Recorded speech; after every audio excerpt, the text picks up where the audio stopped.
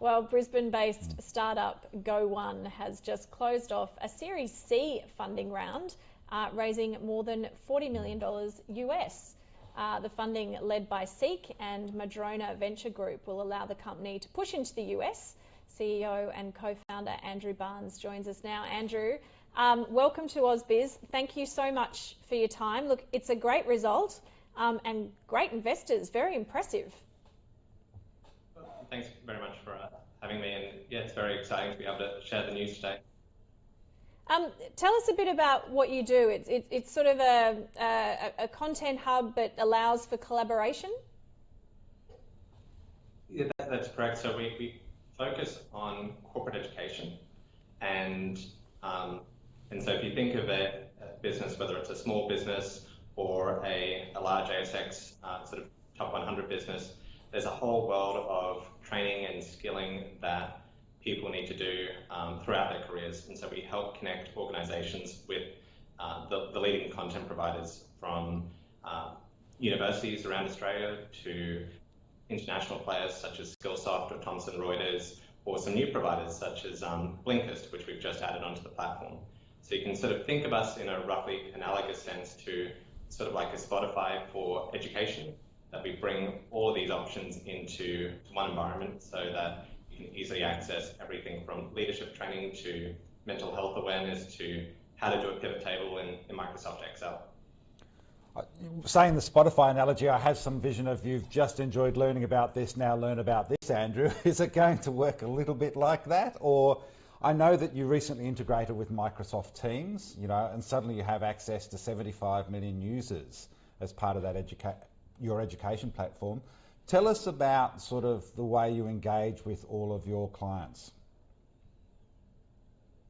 That sort of personalization is really important, and the way sort of we think about it is the further sort of training and skill development that a nurse in Melbourne needs is going to be very different to what a solicitor in Sydney or a teacher in Brisbane or Perth, or indeed what a nurse or a teacher or a lawyer in London or the United States needs. And so we really focus on how do we connect individuals with the training which is right for them, because otherwise, and if you think of corporate education, traditionally it's sort of been seen as sort of death by PowerPoint, or it's not necessarily the most exciting thing, but when you think of the ability to learn and upskill, it's going to be such an important part of the future, and making sure it's personalized and relevant is really key. And making sure that it's easy to access in the flow of work through great technologies such as Microsoft Teams, or one of the other investors we've announced today is with Salesforce Ventures.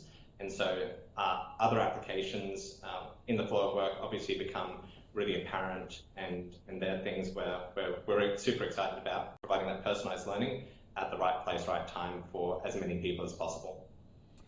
One of the things that your investors said today is that they've all seen the transition, and it's now become patently obvious that we're all going to do a lot more online learning. You've seen your numbers explode in the last couple of months off the back of some very good growth in the last 12 months. That opportunity, how do you sort of, as well as getting people learning online, keep them engaged and know that the education has been successful? How do you benchmark those sorts of things?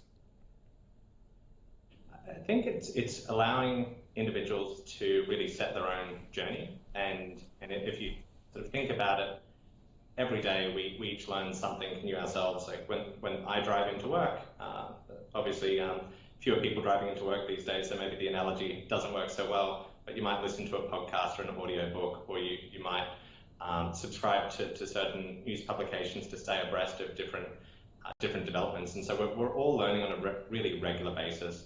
And for us, as I was saying, it's about providing access to all the content that someone could possibly be looking for. And so whether it's a short 15-minute book summary from Blinkist, whether it's a longer form executive education program from the University of New South Wales or something like that, it's about having the choice there. And then when someone can sort of engage in that, understand that new concept, when they work out how to do that pivot table in Microsoft Excel, and it unlocks new productivity, then it becomes really sort of self-reinforcing to go, look, next time that you've got a challenge that you're looking to overcome and you want to learn something new, then hopefully we can be the sort of easiest, most friction-free way of developing those skills. There is no greater joy than learning how to do a Microsoft pivot table. Speaking of learning, what's been the biggest lesson for you? What have you learned about yourself or about your business during this process, and having to scale to the point where you're integrating with Microsoft Teams? You're bringing Salesforce on board. What's been the big lesson for you? I think with many things in life, it's how little I actually know and all that there is left to learn. My wife is a primary school teacher and has been a primary school teacher for many years. And so when we started this business sort of 4 to 5 years ago, she knew that education was a really exciting place to be, and I worked that out pretty late compared to her. So there's no shortage of things that we're learning as an organization, myself as sort of a first-time CEO on this journey as well. And as you mentioned, it's just incredibly exciting and humbling to have some of the investors, all the investors and support that we have, and some of the great integrations that we've been able to bring to bear with Microsoft Teams and a huge number of other providers. Like, for example, within the Australian space, there's some really exciting work that we're doing with Seek as well. And so they've been a tremendous investor, and it's been a huge learning journey as we've gone, and continues to be a really exciting learning journey as well. So Andrew, just take us through the business model for the company. Your subscribers are the companies themselves, and then there's the providers of the education. Is that correct? So they come onto the platform, and then I've got a bunch of workers and I want them to learn how to whether do something exciting on an Excel spreadsheet or something a little bit bigger, how to wash your hands maybe. Is that how it works? Sort of, I buy into the platform? Yeah, so again, if you think of sort of a monthly subscription that you might have with Spotify, we offer the same. It'll typically be the employer that will cover it for their staff. And then individuals within that business can do everything from a leadership course through to executive education programs, through to all the other topics that you just mentioned. They can listen to a blinker summary of one of the latest books that have come out. All of that content then becomes available. And they could choose to do 1 or 2 courses a month, or they could do 100 courses a month. There's no extra charge for the business. It's that single subscription, which I think everyone's become really used to and familiar with from solutions such as Spotify and Netflix, where you subscribe and then you can sort of have that all-you-can-eat sort of access to a huge variety of really interesting topics and content.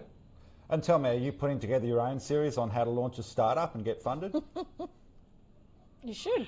No, we definitely take the view that we can't possibly be the expert in all the different domains out there. So would love to have Ausbiz on as a content provider perhaps in the future. Sure. But it's partnering with great content providers, which is where we're focused. Yeah, I don't know if we're experts in very much here, but we try. Well, we love talking to the experts. We do love talking to experts. Congratulations, it's an amazing achievement. Thank you both. Thank you. Wow. So great. And what another amazing day in the hour of power. Just never so many stops. people powering. Yeah. I think that's it for us. But I've really enjoyed that. That's a really interesting. It's basically a marketplace. Yeah.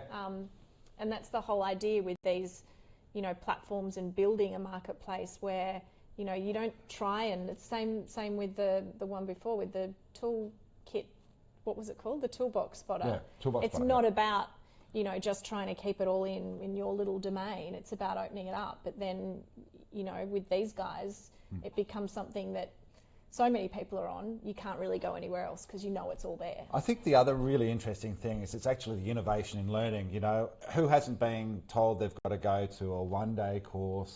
You sit there and there are chicken sandwiches at lunchtime, and you kind of, part of it wonders, I could be doing all of this stuff and I'm going to have 100 emails to answer when I finish at the end of the day.